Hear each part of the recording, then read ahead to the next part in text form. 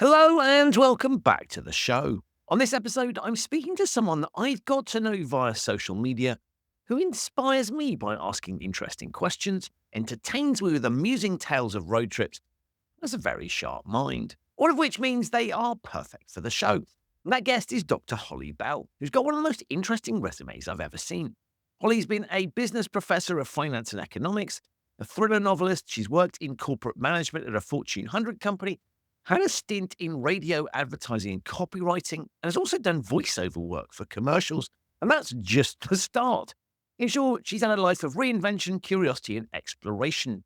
I will let her tell you the rest, but all you need to know is that in our discussion, we dive into Holly's diverse career path, her spontaneous travels, passion for road trip, what fuels an insatiable curiosity about the world and other people. And we touch on some fascinating topics like the tipping culture in the US, all viewed through a unique lens of inquisitiveness and a joy for life. So please enjoy, as I know you will, my discussion with Dr. Holly Bell on curiosity, road trips, and reinvention. Holly, welcome to the Human Risk Podcast. Well, thank you for having me. Obviously, you haven't considered my particular human risk, but here I am. So let's have a good time. You will by no means be the largest purveyor of human risk on the show because that is my job. So I'm really looking forward to a conversation with you. And you're someone that I've connected with on social media in various forms. And I just love the things you talk about, the way you talk about it, your perspectives on the world. And so I was like, I have to have you on the show. So clearly I know who you are, but many of my listeners might not have had the pleasure yet. So can you tell them a little bit about yourself? Well, I've done a lot of things. So I'm actually a retired professor now. I taught business and economics for a number of years. Before that, I had an entire career in the business field where I spent a lot of time at a Fortune 100 company uh, as in the corporate management side of things. I have a lot of interests. I lived in Alaska for 13 years, which is where I was a professor most of the time. And then I decided to retire to Florida, where I do all sorts of stuff. I do a lot of writing, I do acting, I do voice acting, and I'm just having a great time. And so is your career a sort of a series of reinventions or of all of these? I mean, I'm not suggesting you've worked for two employers at once, but the voiceover piece, the writing, has that always been there? Or have you gone through sort of phases of your life? I've gone through phases of my life, but I continue to drag along things along the way. They just kept coming. So I didn't go to college right after high school. I didn't go to college until I was 29. I grew up in a small town in Wisconsin. And I spent most of my life trying to figure out how to get out of there up until the point that I did. And, but I grew up, in a blue collar family. I was the first of my family to ever go to college.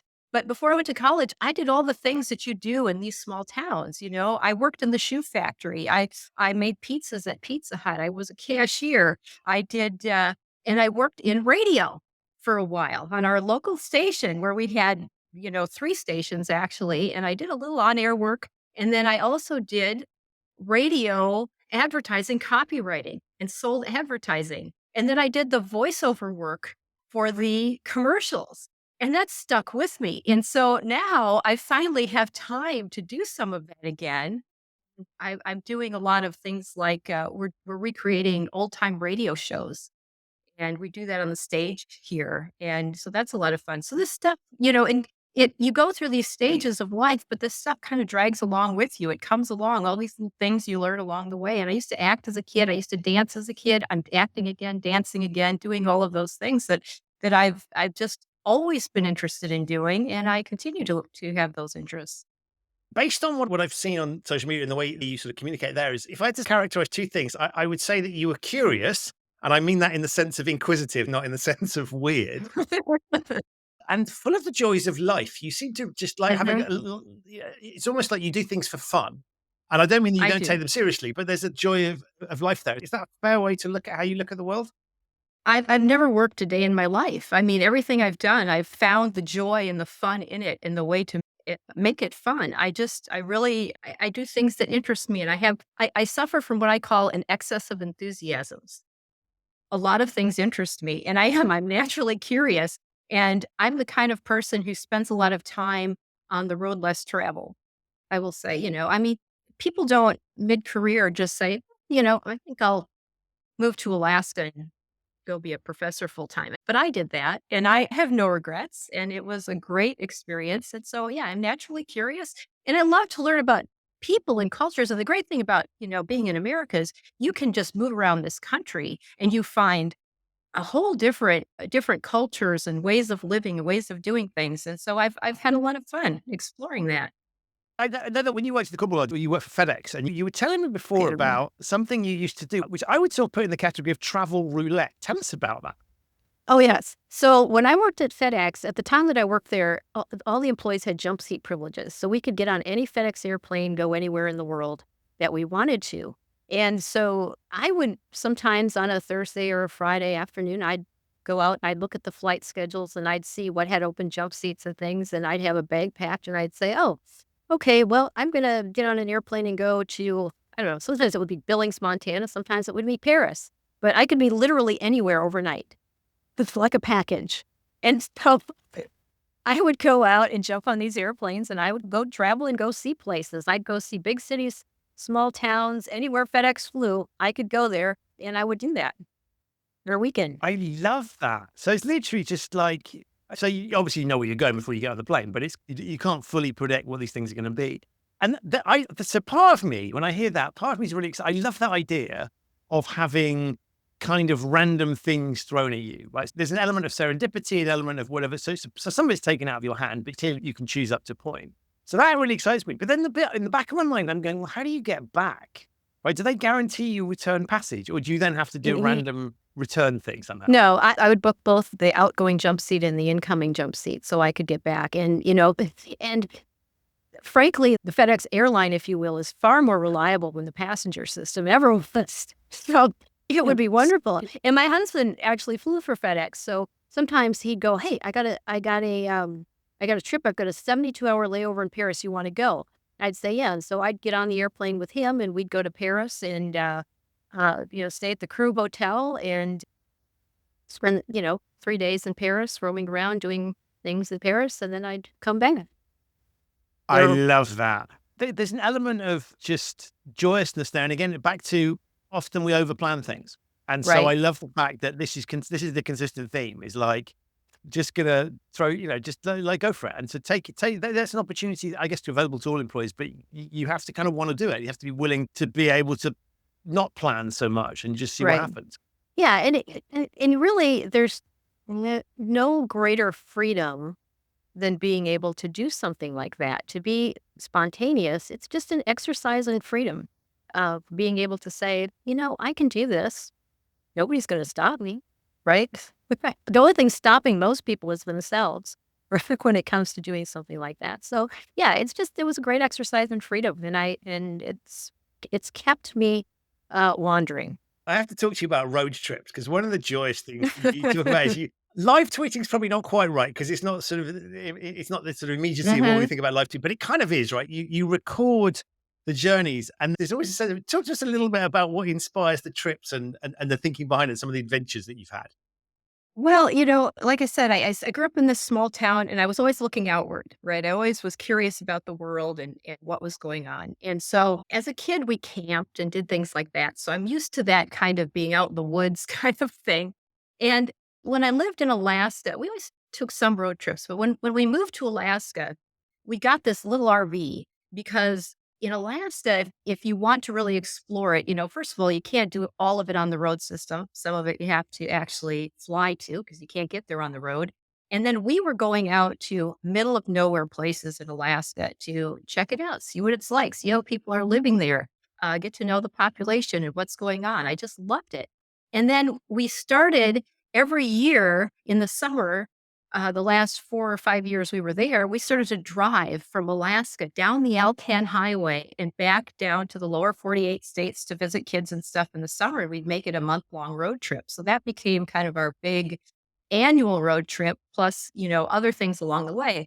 Now that I'm retired, of course, we have more opportunities to be more spontaneous. And my husband just finally retired at the end of December. So we've got all sorts of road trips planned. And we do tend to go to places that most people don't go.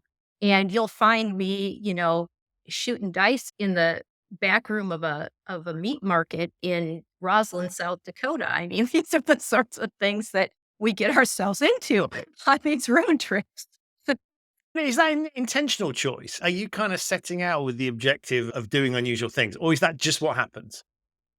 Well, it's that natural curiosity that, I wonder what's down this road. And we'll take a turn and we're like, well, this is a dirt road. It's got to go somewhere. Where does it go? Who lives down here? What's going on down here? So we do, we usually are going somewhere when we're on our road trips. And then we take these divergent paths to try to figure out, what else is going on. And so, and my husband is equally as curious and interested in doing things. We're always, um, we're the kind of people that if it says, do not enter, we go, I wonder what's behind that door. And so we like to peek. We peek behind the door sometimes just to see. And I mean, it speaks to a rebellious or playful nature. I mean, I'm not suggesting you're willfully going out robbing bank. What do I know, right? Maybe that is what happens. Right. But you don't talk Oh. about that. So I haven't seen any evidence of No. that. So I'm not going to No. hurl those No. accusations at you. But there seems to be a sort of like, I will do what I want to do. Almost like a small childish curiosity about exploring the world and just like, Right. here is a door. And because it's a door, I'm going to open it. And you Right. can put a sign up and try and tell me that I can't, but my curiosity, and I love that kind of, as I say, it just comes across as very childlike, not childish, but childlike in the sense of Mhm. just like, well, I'm going to do this, right? And let's see what happens. Right. And not only that, now that that I'm really, I took early retirement. Now that I'm retired, I can go and do these things and, there's certainly less risk to me, right? What's the worst thing that happens? I don't have to worry about my employer finding out that I opened the door and looked in, right? I can look at, and really isn't in this stage of life for me right now, I love this stage of life. I love it because it is, you do kind of recapture some of that, the wonder of childhood, right? We go back to enthusiasm to the things that we enjoyed then that we didn't have time to do. You didn't have time to do all these things. You think, oh, one day I'd like to spend more time doing this, or I'd like to just hop in the car and just, drive up the road, see where it goes, and I get to do that now. And it's wonderful. I love it. You're fascinated by human behavior, right? And that's very clear Hmm. again, the way you talk about things. And again, that's curious about the way things are. Is that Hmm. always a lens that you've had looking on the world and sort of just wondering? Because I have this thing where I sort of wander around and I can't help wondering what's going on and I probably look for a bit too long and ask a few too many questions and cause a few too many problems. And you strike me as having a similar sort of approach, which is you want to understand stuff and you want to make sense of the world. Is that always Yes, been there? I do. I do want to make sense of it. And, and I tell people a lot of my academic writing and things that I did, I always say, it's not because I'm smarter than you and I'm writing about this thing that is you don't understand and I'm teaching to you. I'm writing in a way so that I can make sense of it. So I'm trying to create a structure so that I can make sense of it, but then that helps you make sense of it as well, and that was kind of my academic career. And then, I started out when I went to college, I started out as an international studies major. And the more I was doing international studies, which tends to be coursework in history, politics, and economics, I couldn't separate the economics from um, international policy. I couldn't separate it in my mind. And so those things kind of meshed together. So then I went on and I got business degrees and economic degrees. And then I got a graduate certificate from Harvard in international security because I tend to be a generalist in a lot of things, which is weird as an academician. Right. And so, but it made me good at doing things like policy because I would look at things and I would say, all right, well, you want to do this, but what's the second, third, fourth order consequence of doing this thing? And by being more of a generalist and making all of these connections across different disciplines and then try to put in the human factor. And I always had that interest in behavioral economics. And like, how do we move beyond these rational models? Because, other things inform your decisions, right? And I used to tell my students, so if you're going to make a rational economic decision, here's an example. So the government has $20,000 to spend. They can spend that on one liver transplant, or they can spend it on 25,000 polio vaccines for children. What are you going to do? What is the best economic decision? Well, it's a very Spock-like decision, right? The needs of the many outweigh the needs of the few, right? So the best economic decision may be to do the 25,000 polio vaccines. But guess what? If it's your loved one that needs the liver, all that rational thinking and all that economic reasoning goes right out the window. You want the liver transplant, right? And so you have to understand all of these things. And it made me a pretty good policy wonk. And I did do some work for two think tanks in DC, and I did some work on things like market structure policy.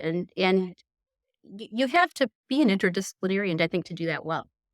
And it's always fascinated me that, and I understand why, but the education system does uh, sort of segment things in interesting ways. If I look at, let's go back to sort of early school days, geography and history, always taught Uh-huh. separately. And yet those two things Yeah. are obviously interrelated Right. on some level. And so I Uh-huh. love talking to people that have kind of crossed the streams, if you like, you said, mixing his metaphors massively and Uh-huh. looked at, because I think what one, of course, I want brain surgeons to focus on nothing but I don't want necessarily want engineers who've also done a sideline in, I don't know, comic creativity to design buildings. So we do need these people. Uh-huh. But I think what you've talked about there is a little bit of a rarity because, as you say, it seems to me academia discourages that sort of behavior because you're there to specialize and to really know something.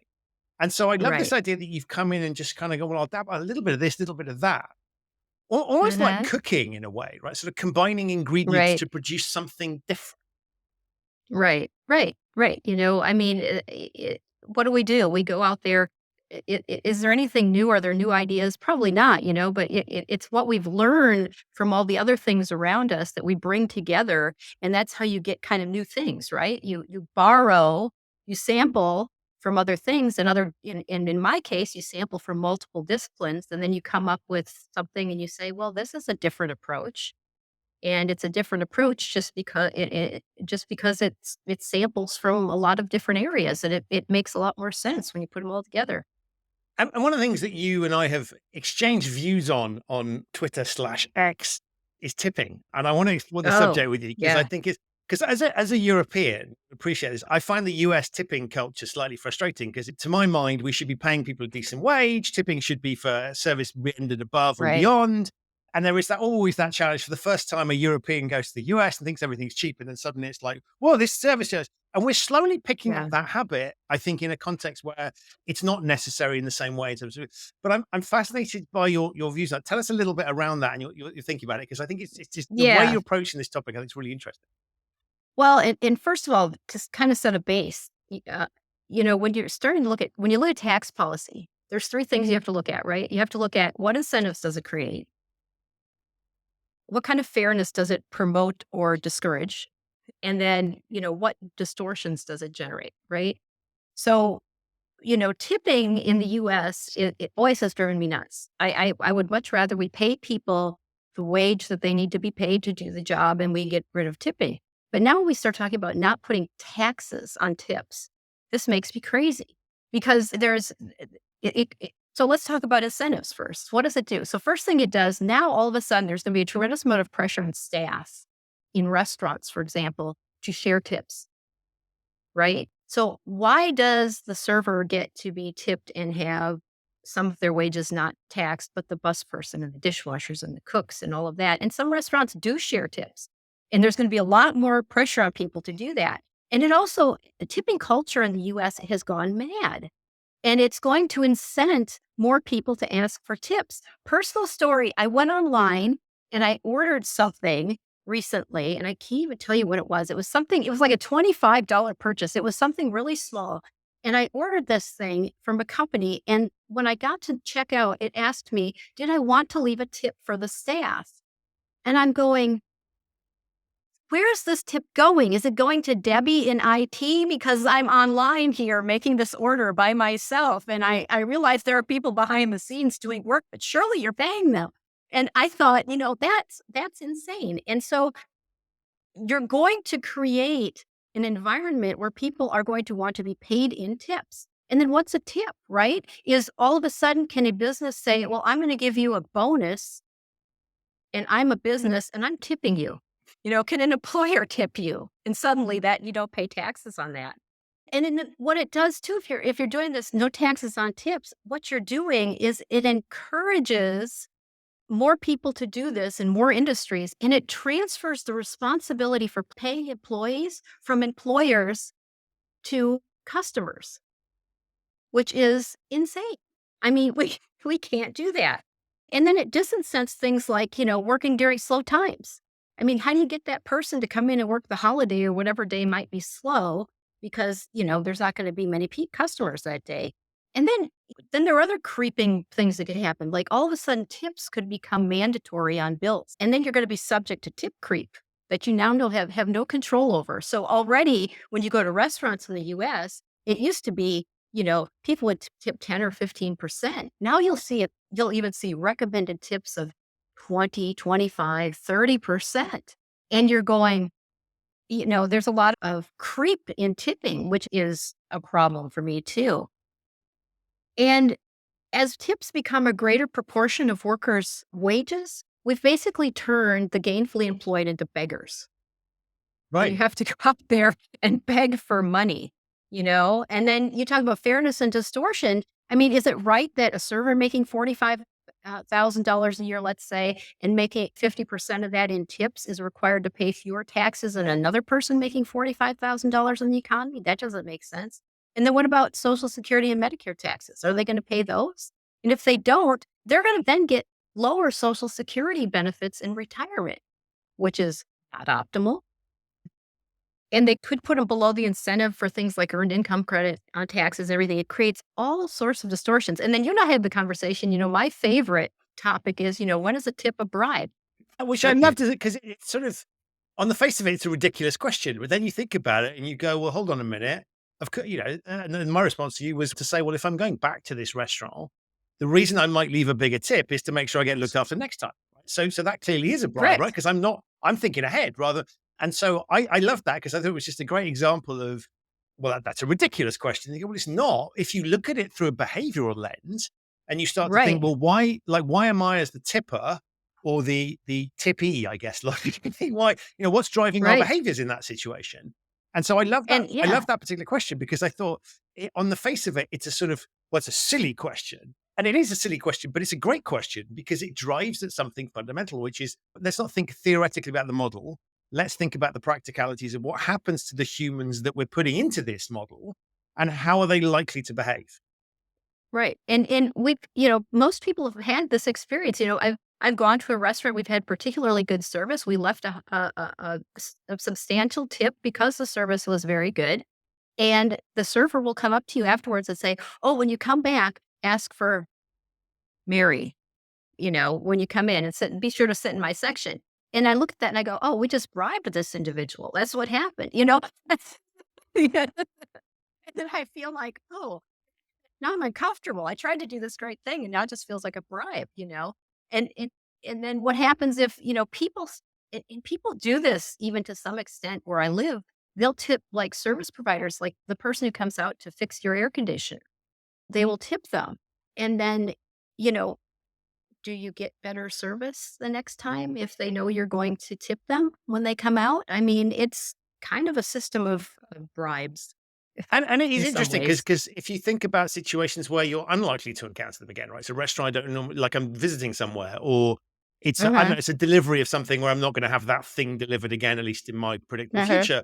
You might, if your mindset is, well, I'm kind of paying it forward, to put it politely, Uh-huh. then I won't do it in those situations if that's my driving. Right. And so I Right. think what you've pointed out there beautifully is it is a good idea to incentivize people to go above and beyond and Uh-huh. to sort of do their very best.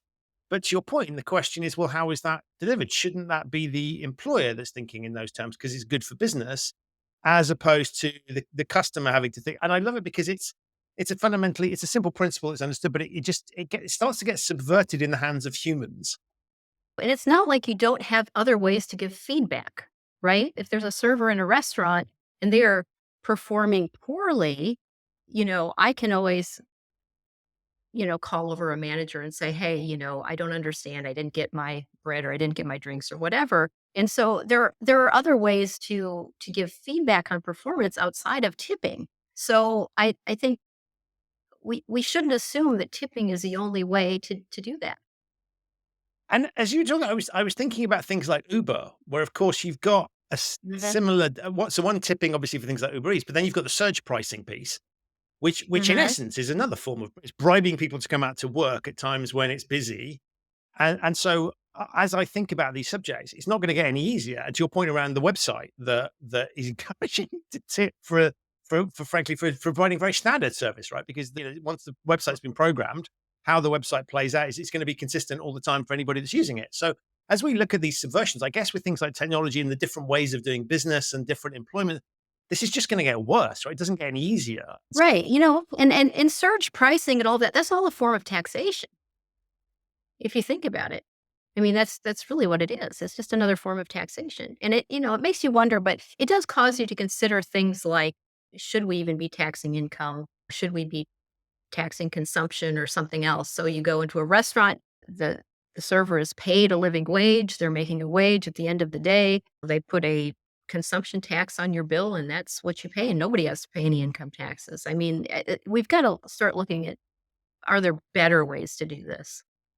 And of course, it's interesting because if I look at the model of tips being the largest chunk, if I think back to Paris, there's a restaurant called Maxime's where Mhm. I believe, and this may just be urban legend, but I'm sure the tip is that the waiters pay to work there because the tips are so good. And so, Well, yeah. and so, if you look at these models, it's really and this is why I think your cross disciplinarian approach to things is very powerful because if we just let the economists loose on stuff, we will get Right. perfectly structured things where, in theory, humans will do X, Y, and Z. But we know that we're very good and we're sentient and we try and find ways around things. And so people start gaming it, Right. particularly where it's both sides have something. We as customers will start gaming these things. And then the provider of services start getting, and I don't want to quite go for sort of, it starts to see the breakdown of society. It's not quite that bad, but it's unhelpful Right. it's trashing social norms really in many respects and forcing behaviors on people that probably if they thought about the human side of it and weren't incentivized to that, they wouldn't do. But these incentives that come from this quite powerful. So we've got a problem here, haven't we? In terms of unless we sort of step in and intervene, and I guess regulation plays its part here. This is just going to get Mhm. worse, right? There's nothing to sort of break the cycle. Right. Well, and I think, you know, people start to make arguments about things like, well, if they have a consumption tax, they'll say, well, that's regressive. Well, it doesn't have to be regressive, right? Because you can, uh, below a certain income threshold, you can basically refund what you would anticipate that individual's consumption to be in a year, and so you could refund that tax to them, and so that they're not paying that tax, which is no different than the income tax system, right? What do? You go out there and you pay into the system, and then you get your money back at the end of the year if meet certain income thresholds. So it's not much different than that. And then we start talking about, well, and then you could certainly not put consumption taxes on things like food and clothing. But then I think, well, what's the other basic thing that you need? You need shelter. Well, we've already decided to tax the daylights out of shelter. So so let's not talk about things being regressive. I mean, that's regressive. So yeah, we need to look at things a little differently. But the problem is we get these lock-ins, right? Because we can't get around how to actually think about these things differently and more holistically and what makes more sense from a human behavior perspective. It seems to me that particularly in the world now where we've got a lot of division and, you're either with us or you're against us type logic. Very difficult. Right. Because some of the things you're talking about, you would need bipartisan support across the aisle for some of these things to work. And yet we have a lot of, in the political space, a lot of entrenchment on particular positions. And now we've got no taxes on tips, which is a bipartisan bad idea, right? So you we seem to have great bipartisan bad ideas. We can't get bipartisan good ideas going. On your adventures, have you considered going into politics? Well, actually, I have to tell you, one of the things I did when I moved here, I actually ran for local office, and I'm actually on our district board of supervisors. So I'm like a city council. So that's my great foray into politics thus far, because I always feel like governments are the most efficient at the lowest level. So I feel like I can actually do something at this level. But it's funny you say that. I mean, I did when I lived in Alaska. There were some people who were trying to get me to run for Congress at the time that I was there. And I've always politics has always interested me. I've kind of been on the other side. I've always been more of a policy. I've done some policy advising, like when I did work for the think tanks. I'd go to Capitol Hill and we'd do panels where I would talk to congressional staffers and stuff about policy options and things like that. So I've done a lot of that kind of thing, and I do enjoy that. And I think it's a lot of fun to think about how to do these things and make things better. I just want to make things better.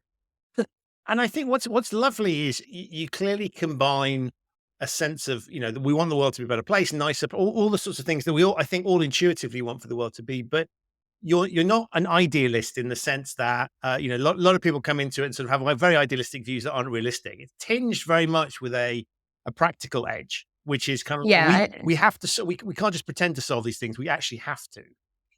we have to, and I tend to be a realist too, and I realize there are no perfect solutions. So we've got to get, you're always trying to get to good enough, and you can't move. One of the problems we have, I think, with politics and policy solutions is we tried to move the needle too far too fast. And you can't necessarily do that. You have to be realistic about what are we prepared for, ready to do, and able to do right now. What is the issue that we can tackle that'll move us in a better direction? Because if you try to move the needle too far, everyone panics. We don't like change. We like status quo, and the status quo. I think status quo bias and lock in are very related, right? And so we have a status quo bias, not because we're lazy per se and we don't want to think about things. It's because when we start to think about things and how complicated they are and all of the things you would have to do to actually make that change happen, we go, nope, that's enough. And then we've got this lock in issue. It's like, I can't, you know, change the QWERTY keyboard because, I would have to relearn how to type and, no, keep the QWERTY keyboard. I don't care if I'm slower typing on it than I would be with a different type of keyboard because I can't. And that's such a great example, right? Because that was created to slow us down. So Correct. I love this idea that, it's not even like, oh, this was somebody's best attempt at the time and we've now learned subsequently there's a better way of doing it. But Mhm. it's actually, this was intentionally there's friction Mhm. and we've retained this thing because of, well, it'd just be a bit too difficult, right? Nobody can. And yeah, I find it funny when I think about certain other bits of tech where we're perfectly willing to learn new ways of input, like touch screens, for example, Mhm. the way those operate. Mhm. We've learned that. If I think back to things like the Palm Pilot, that required you to learn a weird sort of alphabet. Mhm. People did that. Mhm. Blackberries required us to do something weird with. I'm now doing the little gestures. I don't know why, but to do some weird little stuff. Yeah, yeah. That was a whole new sort of little skill set. And so I find it straight. It's not as if we can't learn this stuff, but you're absolutely right. It's like, whoa, we better not change that because, well, the world would come to an end if we do that. And I think that's a really interesting way of looking. Right. I mean, and like right now, so here's a great local government example of this. So where I live, I live in a community. It's not a gated community. It's a community with gates. Okay. Anyone can come. And there's a difference. Anyone can come in here. If you pull up to the gate and you don't have a key card, you just hit the red button, the gate will go up. The gates are there because we have a lot of golf cart traffic and stuff here. And so the gates are there to really slow vehicles down and well, allow them to take a picture of your license plate and see you coming and going. So there's a security aspect to it, but it's also designed to allow golf carts to pass and other things. It's a traffic control system is what So our it's friction, it not a barrier. it's friction, not a barrier. Yes.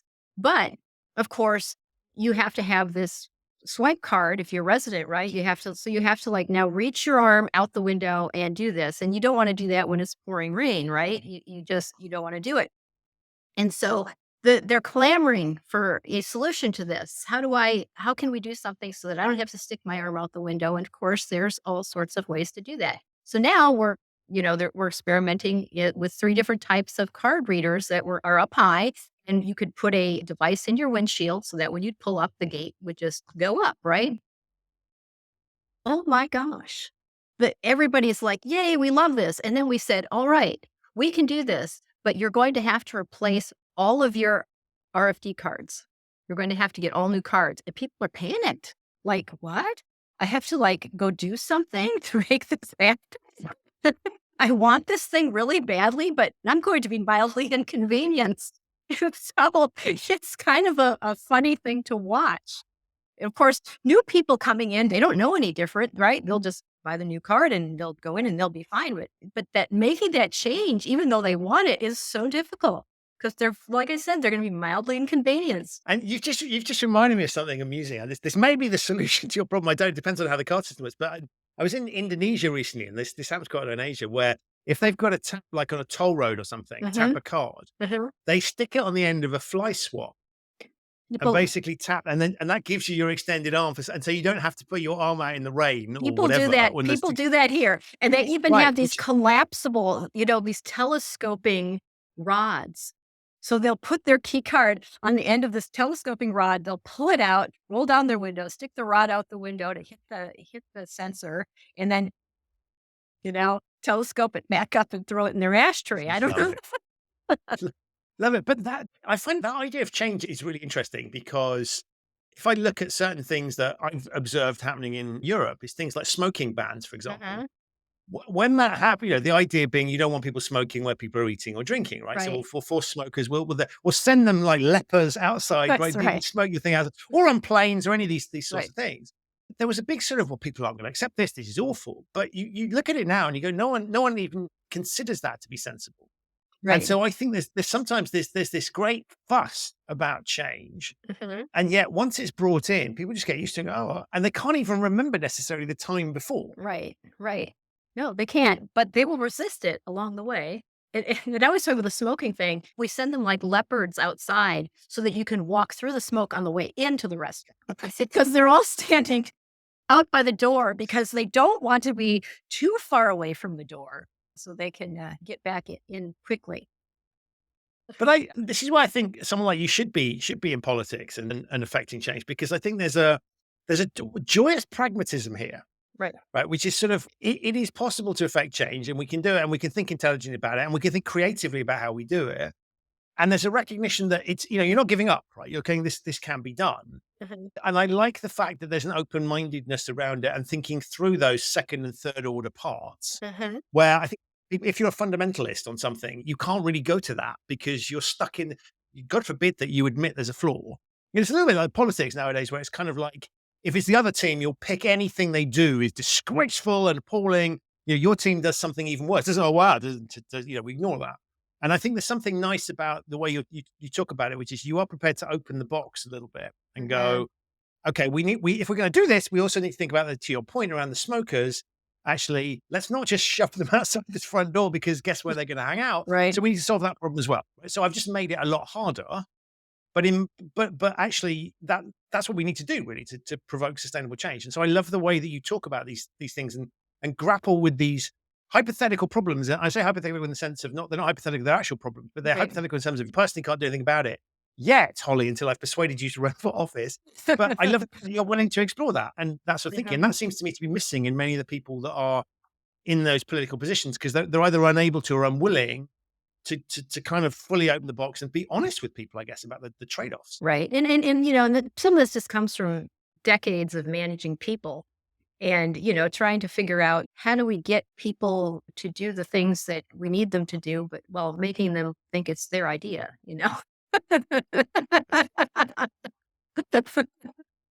That's a really good example. So I always talk about what I call the coat problem, right? Which is how do you get your kids to wear coats? Mhm. If you tell them to wear a coat, even if they were going to anywhere its instructions come from, you say you give them that false choice, right? So Mhm. which coat would you like to wear? Right. And then magically there's oh, it's my choice, right? I'll do it. Right. Mhm. Even and so Mhm. you've kind of got them where you want them to be.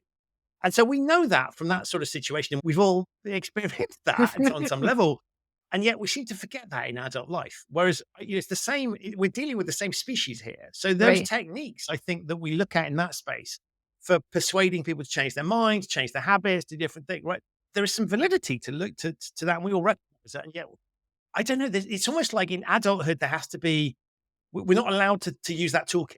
Right. Right. Yeah. And some of it is how do we frame things, right? How do we present it, right? If you have a task and if you're a manager in any business and you have a task or something that needs to be done and you have a group of people, part of that is just communicating, here's the vision, here's what we need to accomplish.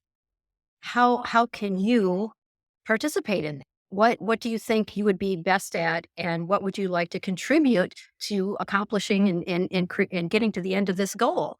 And we just don't manage people that way. We just tell them, all right, you do this, you do that. That's your section over there. And we don't get enough participation and ask for enough. Which is interesting, right? Because I always struck me that the US is it's a much more accepting environment for entrepreneurs Correct. in terms of, you have a go and see what happens. Whereas in Europe, there's much more of a sort of like failure is seen as a bad thing. Mhm. And so on the one hand, I sort of say, in a country where entrepreneurs are encouraged, and there's plenty of examples of people being successful. Some of them Mhm. are running businesses that we perhaps wish they weren't, but they're still successful. Right. And so when I look at that, you would think that in that sort of environment, actually, the idea of giving people agency and empowering them, or it's not like that's not understood. It's not a North Korean model where Mhm. nobody has any agency whatsoever. There's agency is actively encouraged in certain spheres, and yet to your point, in certain others where perhaps it would be very powerful if it was, that doesn't seem to feed through for some reason. No, it doesn't. Here's another. Okay, you talk about odd things that I do. Here's another thing we do. I tour factories. When I go visit places, I will go and tour factories. My dad, I told you, I came from a blue collar family. My dad was a tool and die maker. I grew up in factories. I've been in foundries and factories. Always thought I wanted to run a steel mill. That was, kind of me growing up. And it's interesting to go and tour factories because we tour established, like Kohler, John Deere. I mean, been to places like that. And then I go to little of middle of nowhere places like where there are entrepreneurs starting up. Like one company is starting an expedition recreational vehicle company, and they've been in business now, I don't know, 4 years, something like that. And to go in there and tour their factory, and entrepreneurs at that level, when they're starting up and they're very directly involved in everything, they do give their employees a tremendous amount of agency at that point. And at some point in the growth of a business, sometimes that gets lost. And I wish I could kind of put my finger on where that happens and how that happens and when it happens. I suppose when you have other people acting on your behalf, maybe as your management structure grows and things like that. And it certainly makes the case for flatter organizations that don't have, so many levels between frontline employees and actual decision makers at the top. But yeah, it changes over time. And I think entrepreneurs do that well. They really do that well because they know an entrepreneur knows they do not have all the skill sets that they need in order to make things happen. So they know I have this vision and this goal, and I have like this person doing this RV stuff has experience in the automotive and the construction industry. So it's taking those two things and combining them to create this vehicle that they're beginning to produce. And he knows that is the limit of his expertise in that factory. At the end of the day, he's got to have really good accountants, and he's got to have people who know how to do marketing. He's got to have people who will teach him how to set up a manufacturing floor and what is the most efficient way to do that. And then get feedback from the employees that say, if we did this step before that step, that would actually be more efficient. And here's why. I mean, entrepreneurs do that well. And at some point, it gets lost. And if we can identify that point in time and what it is that causes that to happen, I think it would be helpful. I love that. I want to come back to that, but I've just got one question. Are these official tours, or are you just turning up to factories and going, I demand to be shown around? Well, um, a little bit of both, actually. Um, there are times when my husband and I first got married, I knew that he liked like John Deere products. Okay, he liked John Deere products. So I said, "Oh," and I grew up very near the one of the big John Deere factories. And so I said, "Oh, I'm going to arrange a tour for you." So I called in advance. I'd arranged this tour. We went in there. We did this thing. He thought I'd hung the moon. He really did. He thought, Right. This is incredible. You can do this." Like it was like I had some sort of a weird superpower that I could get him in this factory. And then I would schedule other stuff. Sometimes we just turn up. Like that's one of those what's down this road thing. And part of the reason we ended up in this particular factory was that we're kind of looking at different RVs and things like that. And so we kind of got interested in it, and we've gone down this wormhole where we're learning all sorts of things about entrepreneurs doing interesting things in this particular field. And so when we were on our last road trip, we started to pop into some of these places because we figure at least usually they'll have some sort of a model you can look at or whatever. But, I mean, in this particular case, we just turned up. It was funny. We had our RV. There were two very nice new Teslas in the parking lot. And my husband said, I think I can back this thing in there between these two Teslas, right? And we have a small RV. It's not a big one. So he's going in there, and it's a very tight parking lot. And he's going in, he can do this. He flew planes for a living. He can back an RV into a parking spot. So he's backing the RV into the parking lot, and this guy comes out the front door, and he's standing there, and his eyes are like big as saucers because he's like, oh my gosh. And I can tell these are his cars. Okay. And he is terrified that we are going to back into these cars. So he gets it in there, he slides it in there, it's perfectly fine. We get out, and the guy walks over and he says to us, "Hi, I'm the CEO, I'm the owner of this company." He goes, "So are you," he said, "are you here with the bank to look around or apply for a job? Because I'm good either way."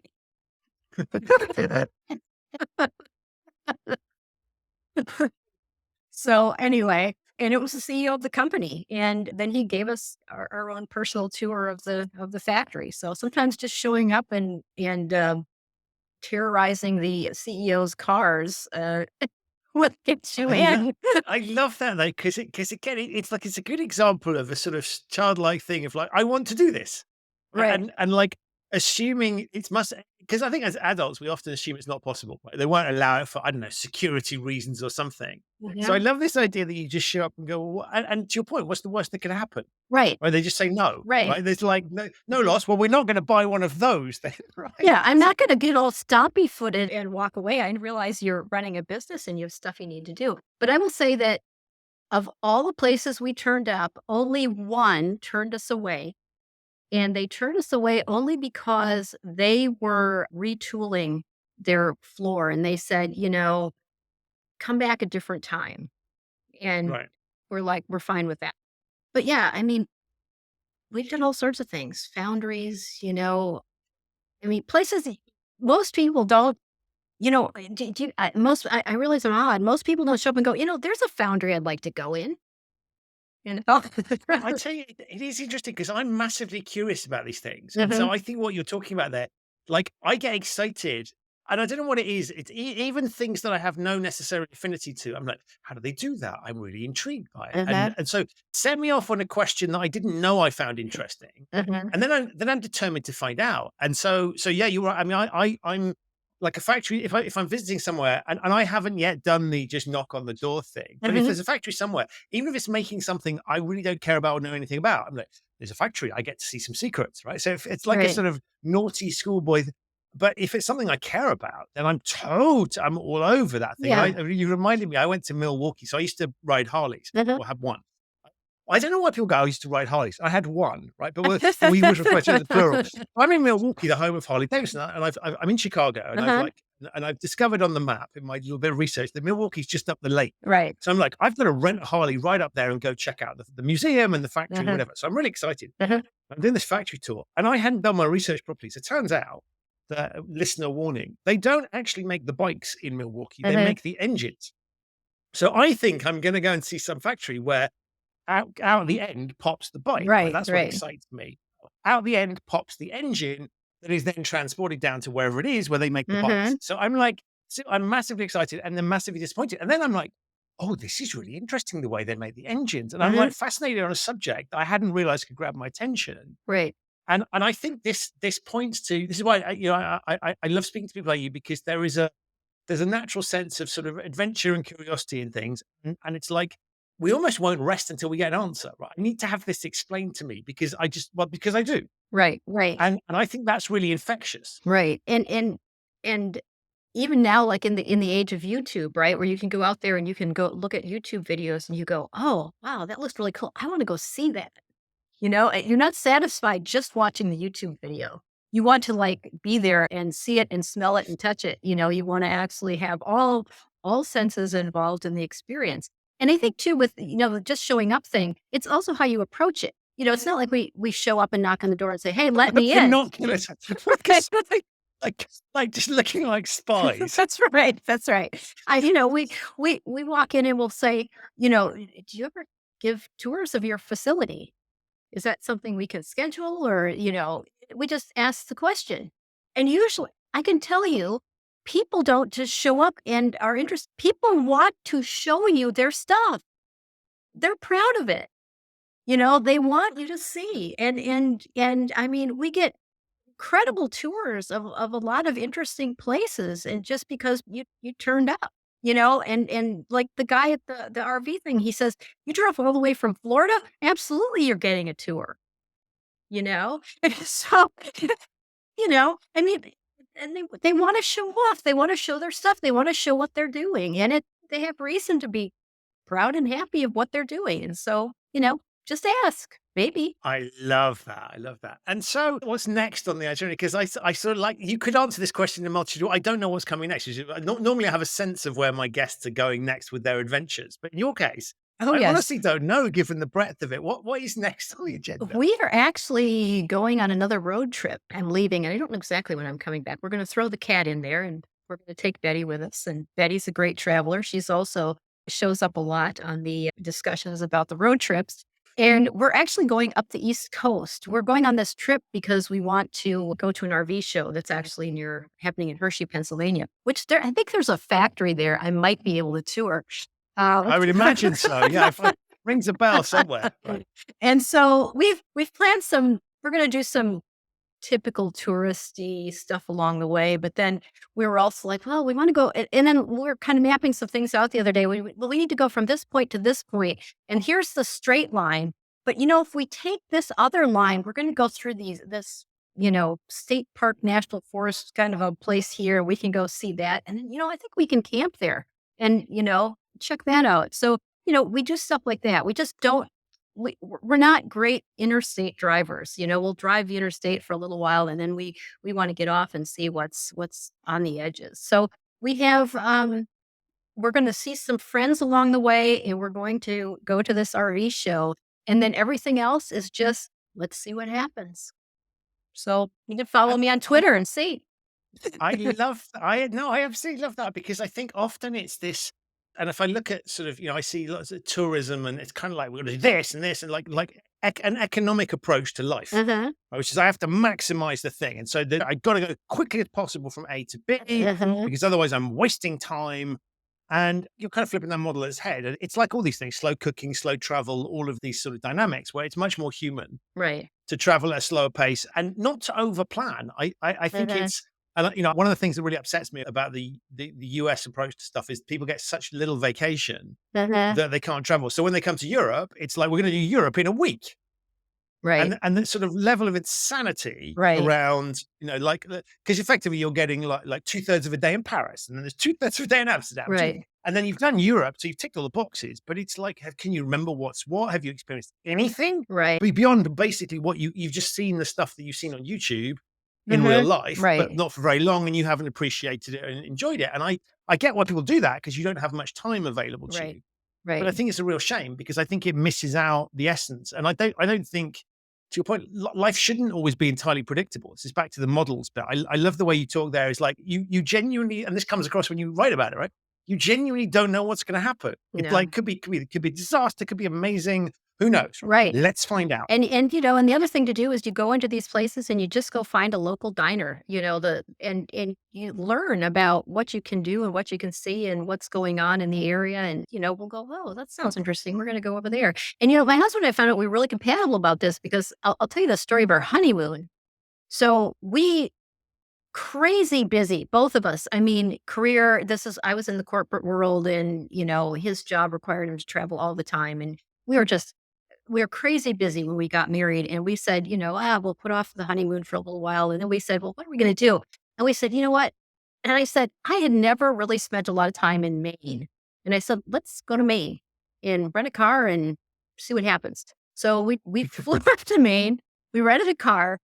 When we got out the airport, we went up to the the tourist information desk, where they had a couple of people sitting there and all of these brochures, and we were kind of looking around, and they said, "Well, where what do you want to do?" We said, "Well, we don't really know. We're just kind of going to check things out. We're going to drive up the coast." And they said, "Well, where are you staying tonight? That'll help you, figure out some places to go."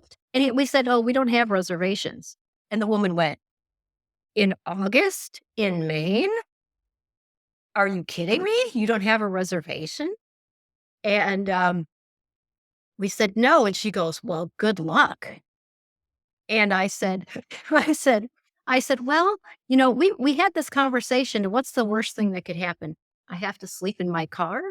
I can do that. I can survive that. If I have to sleep in my car tonight, I'll probably be okay, you know?" And so we went off on this trip, and we drove up the coast, and we never had to sleep in our car. We always found a place. One night it got a little sketchy. We weren't sure. And, but we did finally find a place to stay. And then it was things like, we drove over into Canada. We were up in St. Andrews, and we pulled up to the Algonquin Hotel. There was a man standing outside in full regalia playing the bagpipes. And we drove past this place, and my husband turned in the parking lot and he said, "I don't know how much it costs to stay here, but we're staying here." You know? Right, right. I mean, I stayed for 2 days and had a great experience. So, we just we don't wanna overplan. We wanna go see what we wanna see. So it's really looking for serendipity, right? Just Right. Right. test out what might be. And I think something nice about this, and again, it's about breaking out of those models and those sort of predefined things. And Mhm. so I guess what you're concocting is a trip that's very unique to you. Right. There's Right. unlikely, I mean, statistically, right, someone might do exactly the same one, but you're not following the guidebook standards. You're just creating a very unique experience. Right. Yeah. And we're just, following the road and see what happens and see what appeals to us along the way. And when you finish with that, what other plans have you got? Because I sense you're not done with your sort of personal exploration and adventures. I presume you're not planning on going back into anything academic, although I guess once you're a sort of curious, researchy type person, there'll always be things you're Yeah. looking at. But have you got any unfulfilled career ambitions or hobbies? No, I'm actually writing fiction right now. I'm doing some of that, which I'm enjoying, but the fiction world is brutal. We'll see if anything ever becomes of that. But I am writing some fiction. Continue to do some voice acting that I'm enjoying. I probably want to do some more acting, do some plays and things locally. So I'm going to do a bunch of that stuff. And I just and the other nice thing about where I'm at in my life is if something comes along and it makes sense, I'd do it. I would certainly probably go back to work and do some things, but I don't know what that is yet. I'm pretty much enjoying the adventures that I'm having right now. And I guess a question I should absolutely ask you, not so much for me because I'm past that stage, but if you looked back and were kind of Mhm. advising the younger Holly on like how to approach life, and I'm thinking about listeners that maybe at early stage of their career, right? Just sort of thinking about like what's Uh-huh. the advice that you would give? Because I think every single thing you've done is sensible, and so would pass that kind of what you might term the parental test, right? Does this sound like a good, Uh-huh. sensible career? But if I looked at the entire thing, that doesn't quite fit the sensible. So you've done it's very it's respectable, it's intelligent, sensible. It's all traditional careers in some sense, but it's Uh-huh. an unorthodox route to it. And so I wondered, as you look back on that, what advice you should be giving people starting out in terms of the experiences you've had and what you might do differently, or whether you do the same thing.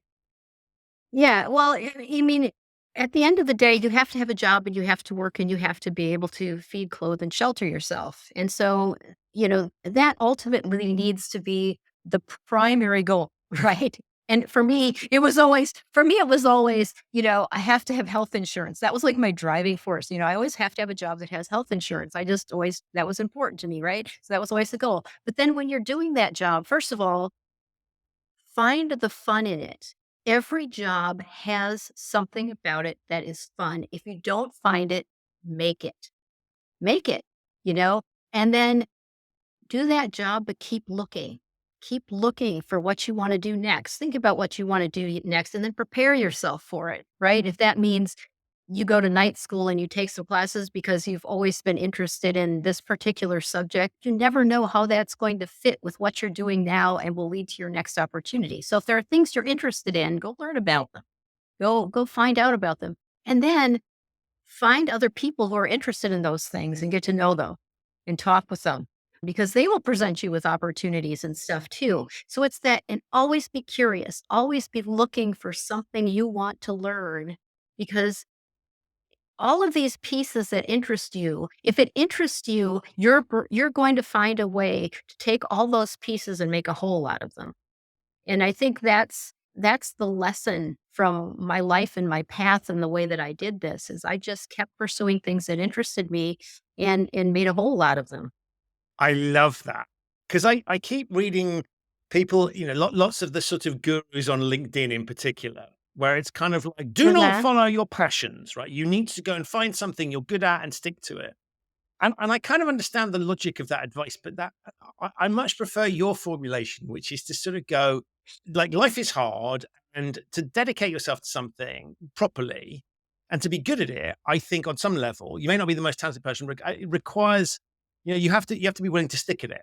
And that's more likely to happen Uh-huh. when you're intrinsically motivated. I recognize, of course, if I'm not careful, I'm encouraging people with no singing talent to think they can be musicians, or people with no sporting talent to assume that they can be professional sports people. But for most of us, if it's something that's within your sort of talent range, should we say, I think this idea that you've just outlined, go find stuff they're really passionate because otherwise you're not going to apply yourself in the same way. It's really been interesting for me stepping out of the corporate world where I spent a lot of time on subjects that I could have immersed myself in, but I just wasn't interested.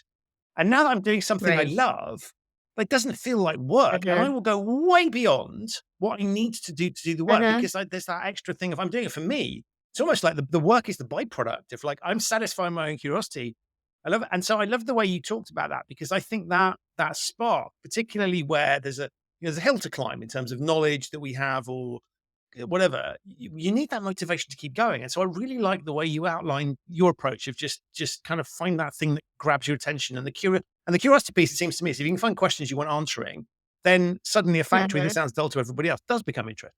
Right. And the other thing, when you're doing this exploratory process, you also find out, oh, I'm not very good at that.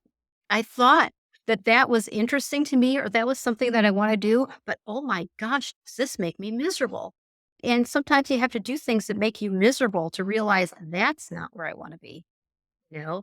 And then you need to figure out how to have some leadership skills. And those are leadership skills, not just for other people, but for yourself, right? Because those same skills will help you manage yourself and how you approach life and work and fun and find the fun everywhere. Love it. I think, Holly, that is the perfect note on which to finish. As I knew would happen, time with you has just flown. We could keep this conversation going, and I hope we will have lots of other ones. I will certainly keep a close eye on your adventures on social media, and I'll put links to those things so everybody listening can do that. But I want to say thank you for inspiring, amusing, and entertaining me on social media. But thank you for being a fabulous guest as well with some great insights that have made me think and made me on the show. Sure. Well, thanks for having me. It was a lot of fun. So that's it for this episode of the show. My enormous thanks to Holly for appearing and to you for listening. To find out more about Holly and connect with her social media accounts, have a look in the show notes. There are links to those there. If this is your first time listening, welcome. Thank you so much for joining me. You can subscribe wherever you get your quality audio content. It's available on all of the major podcasting platforms. To discover episodes of the show that you might not have heard yet, and there are over 300 of them now, have a look at the show's website, which is humanriskpodcast.com. I'll be back very soon with another episode of this show, but in the meantime, stay safe. And if you can channel just a little bit of Holly's curiosity and joy for life, I think that's a great thing to take away from this episode. But above all, thank you so much for listening, and I'll see you very soon on the Human Risk Podcast.